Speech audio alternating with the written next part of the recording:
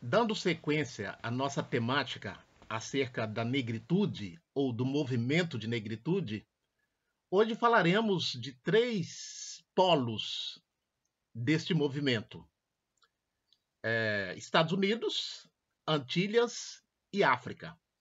Só para lembrar que nós estamos utilizando para nossas conversas o livro Qual era a questão da negritude, de Zillah Bernard. Esse livro foi publicado em 1982, há exatamente 41 anos atrás. Então, nós vamos iniciar com uma epígrafe que ela traz no capítulo 3º, a epígrafe aí de Walter White. Abre aspas. Eu sou branco e negro, e sei que não há qualquer diferença entre os dois. Cada um projeta a sua sombra, e todas as sombras têm a cor da noite. Fecha aspas.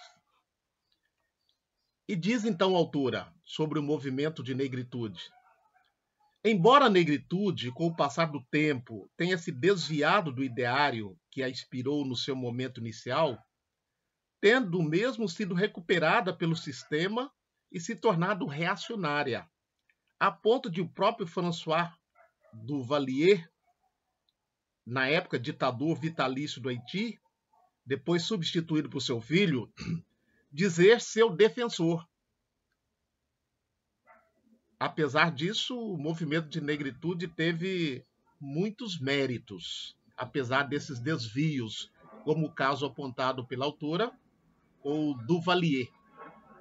Talvez o principal mérito do movimento de negritude é seu caráter contracultural.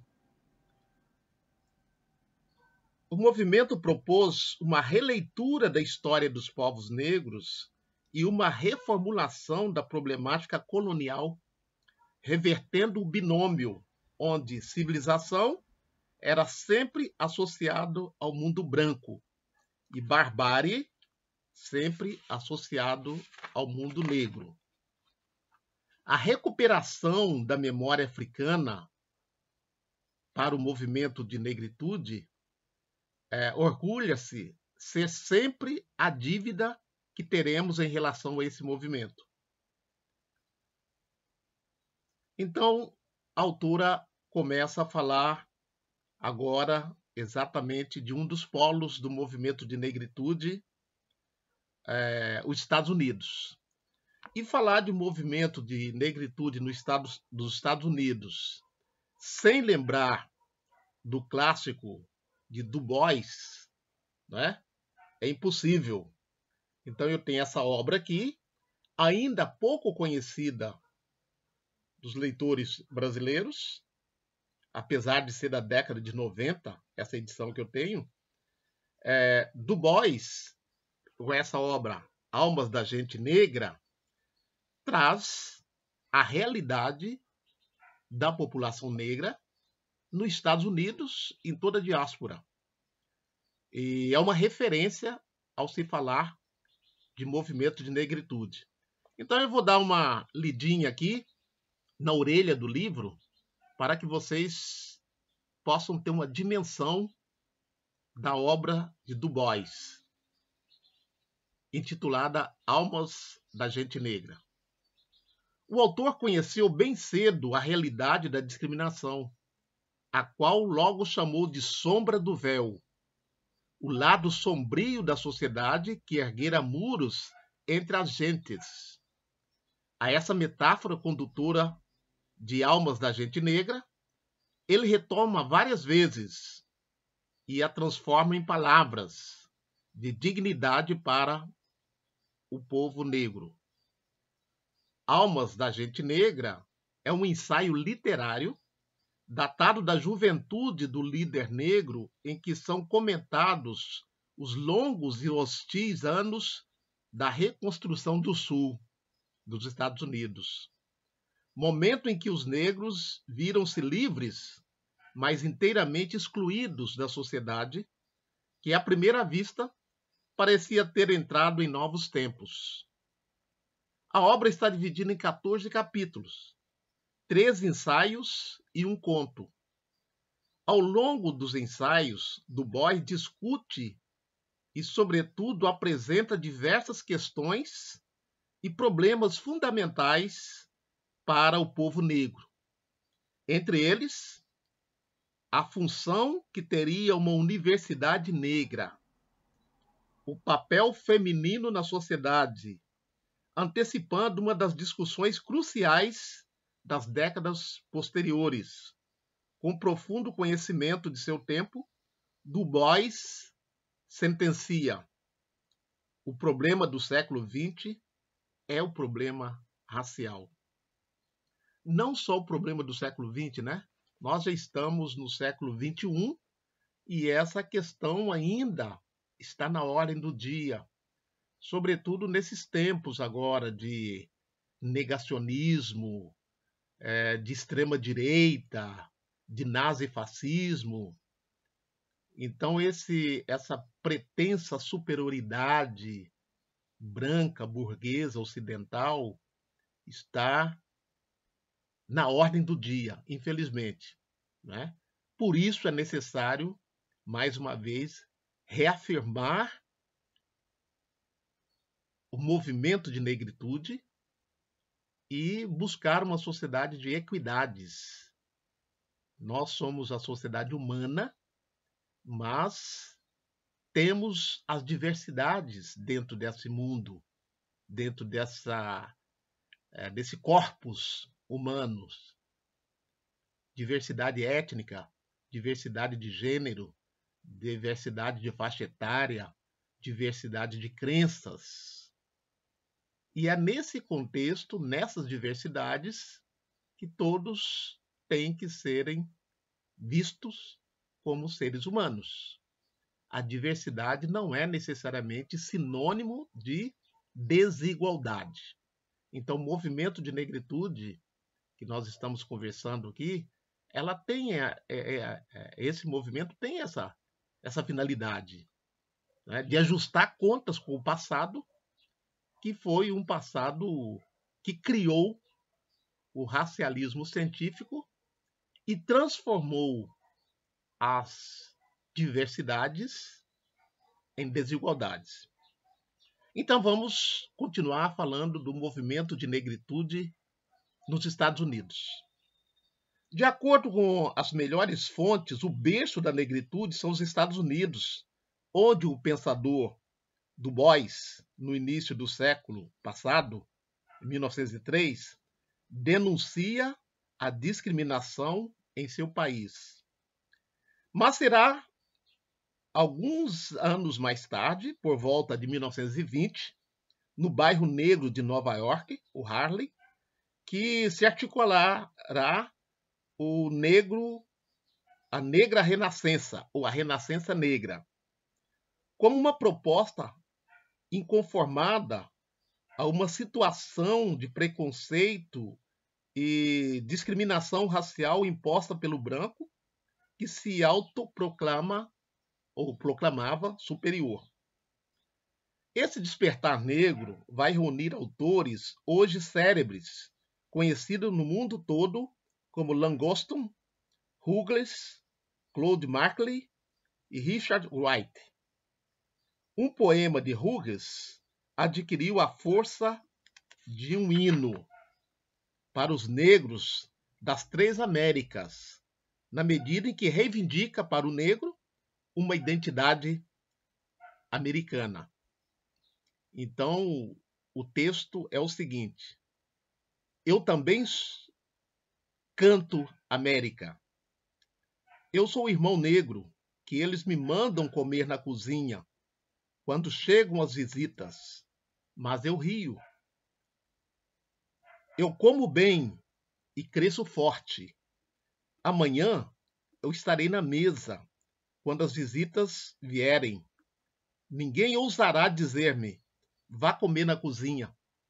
Então, além disso, eles verão como eu sou bonito e terão vergonha. Eu também sou América.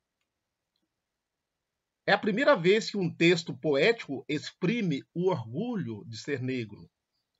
É a primeira ideia do Black is Beautiful, que depois tomará conta dos Estados Unidos. Esse momento inaugural do despertar de uma consciência negra apresenta-se com a feição de um humanismo antirracista. Os condenados da terra unem suas vozes para entoar um hino que vai se constituir no antiprograma do racismo. Dado seu caráter migratório, a negritude surge sempre que os negros se sentem ameaçados e, portanto, necessitando reivindicar um espaço de congregação para combater a opressão dos brancos. O outro polo do movimento de negritude, o Caribe. Inspirados nos poetas norte-americanos e estudantes negros do Caribe, Damas e Aimé Césaire, e da África, como Senghor, reunidos em Paris em 1934, articulam-se um movimento que será conhecido como negritude, embora o termo só venha a ser empregado em 1939 por Aimé Césaire. Segundo Damas, a negritude antilhana vai ser a versão definitiva de várias negritudes anteriormente ocorrida com o Renascimento Negro, o negrismo cubano, que teve em Nicolás Guilhem seu poeta mais expressivos e o indigenismo haitiano.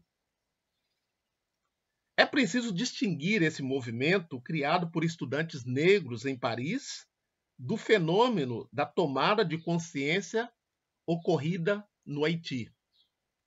O Haiti, que como Cuba e a Martinica é uma ilha do Mar das Caraíbas, foi o primeiro país da América a se tornar independente e a abolir a escravatura em 1804, a partir de uma revolta dirigida pelos próprios negros.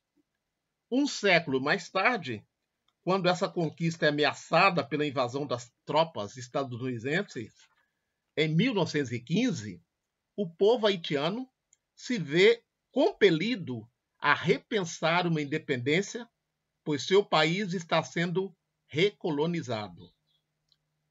É nessa época que coincide com o movimento Renascença Negra, do Harlem, que teses que mais tarde serão sustentáculos da negritude de Césaire começam a ser ventiladas como recusa de continuar a seguir no terreno artístico modelos europeus, revolta contra o colonialismo e preocupação com a busca da identidade. Essas preocupações que buscavam sacudir a alienação geral do povo vão encontrar seus espaços privilegiados na revista Indígena, criada em 1927, e em torno da qual se reúnem intelectuais, defensores do movimento indigenista, que pode, sem dúvida, ser considerado uma das primeiras manifestações da negritude. É bom lembrar aqui que essa palavra indigenismo era a palavra, o indigenismo, o índio, era a palavra que os europeus usavam para caracterizar os outros. Dessa forma, a população originária das Américas, como o Brasil, foi denominada índios. Os africanos também, durante o período de colonização, eram denominados índios pelos colonizadores. Então, esse movimento que a autora aqui está chamando de indigenismo é um movimento nascido contestando essa própria concepção de indigenismo. Então, busca-se um outro sentido para indigenismo, como se busca outro sentido para negro e negritude. Indigenismo seria, então, a valorização da cultura indígena no Haiti. Como essa cultura foi totalmente dizimada pelo conquistador, indígena passou a remeter à herança cultural africana. O indigenismo prega o retorno à cultura autóctone e popular, valorizando os falares crioulos e vodú, religião que, como o candomblé do Brasil, é proscripta durante muito tempo. É um período de identificação com a problemática latino-americana e cabe verificar a coincidência no Brasil com o Manifesto Antropofágico de 1927 de Oswald de Andrade. Quando Aimé Césaire, em seu poema Cadernos de Retorno ao País Natal, fala que o Haiti foi o país em que a negritude se ergueu pela primeira vez, ele poderia estar se referindo tanto à abolição da escravidão, em 1804, quanto ao movimento indigenista, cujos postulados estarão nos alicerces do movimento da negritude, que vai se estruturar em 1934.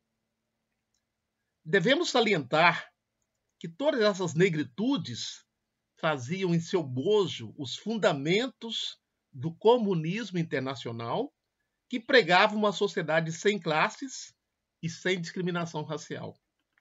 Assim, os grandes poetas negros como Ruggles, Wright, nos Estados Unidos, Jacques Romain e Brière, no Haiti, são também membros atuantes do Partido Comunista. Se um primeiro momento é a perspectiva marxista de análise da sociedade que favorece o despertar de uma consciência da raça negra e, portanto, os vários movimentos de negritude, com o passar do tempo, se opera o trânsito para a consciência de classe e a consequente identificação de todos os oprimidos, sejam eles negros, brancos, amarelos ou vermelhos. Jacques Romain, autor de um dos raros textos da literatura haitiana, traduzidos no Brasil como Senhores do Orvalho, assim define o preconceito. Abre aspas. É impossível ver no preconceito de cor algo além da expressão ideológica do antagonismo das classes que refletem, por sua vez, as contradições do sistema de produção. Fecha aspas. Nesse poema, defendendo a raça universal dos oprimidos, Romain escreve o epitáfio da negritude enquanto tendência que pretendesse privilegiar unicamente a opressão do homem negro. África, guardei tua memória, estás em mim, como um fetiche tutelar no centro do povo. Contudo, quero ser apenas da vossa raça, operários e camponeses de todos os países. Fecha aspas. O terceiro polo do movimento de negritude, a África. A negritude na África conta com as lideranças incontestáveis de Leopold Sédar Senghor. Da agressividade dos primeiros tempos, o movimento transita para uma moderação conciliadora sobre a batuta de Senghor, que a vê como conjunto de valores de civilização do mundo negro. A grande crítica que se faz a Senghor é de, após as tão sonhadas independências africanas que ocorreram na década de 60, ele se ter deixado utilizar por interesses do neocolonialismo, permitindo que a negritude fosse recuperada pelo sistema. No momento em que quase a totalidade dos negros da África e nos demais países estavam independentes, Senghor não conseguiu mudar o registro do seu discurso para mostrar ao mundo que o real inimigo a ser combatido no momento era o subdesenvolvimento e suas consequências naturais: miséria, fome, subnutrição, analfabetismo, etc. Segundo Maryse Condé, conhecida estudiosa dos problemas negros, a negritude de Senghor se limita a um pretenso reconhecimento da Europa da dignidade da África, consagrando a dicotomia do mundo. A Europa, pretensamente árida por sua tecnologia, a África, rica de valores espirituais. Aliás, essa dicotomia expressa pelos ex-presidente do Senegal na frase-chave do sistema: a emoção é negra como a razão é grega. Foi desde muito cedo motivo de ataques, pois pretende-se teorias etnológicas ultrapassadas que consideram a raça negra incapaz de desenvolver altos níveis de pensamento lógico. Não se pode falar em negritude na África sem mencionar a importância das manifestações em língua portuguesa. Segundo Mário Pinto de Andrade, a primeira expressão em língua portuguesa da negritude pode ser atribuído a Francisco José Tenreiro, em 1942, no livro intitulado Ilha de Nome Santo. Então, a autora, segue falando da negritude em África, destacando Senghor e a sua relação com o Caribe de Césaire. A diferença de situação Senghor na África e Césaire exilado na América determina características diversas que fazem, por exemplo, com que o Senghor admita a mestiçagem. A aproximação com o Ocidente lhe parece benéfica, enquanto Césaire identifica-se com os primeiros negros chegados à América como escravos, aos quais tiraram tudo, até o nome, e que precisam inventar o país e criar suas metodologias. Então, alguma perspectiva diferente entre Senghor e Césaire, dois expoentes do movimento de negritude. Na nossa próxima postagem, nós falaremos do movimento de negritude no Brasil, com destaque, inclusive, para Abdias do Nascimento, Solano Trindade, dentre outros. Divulguem o nosso canal Africanidades Conectadas. Compartilhe conosco, dando, inclusive, sugestões para temas que poderão ser tratados aqui em outras postagens.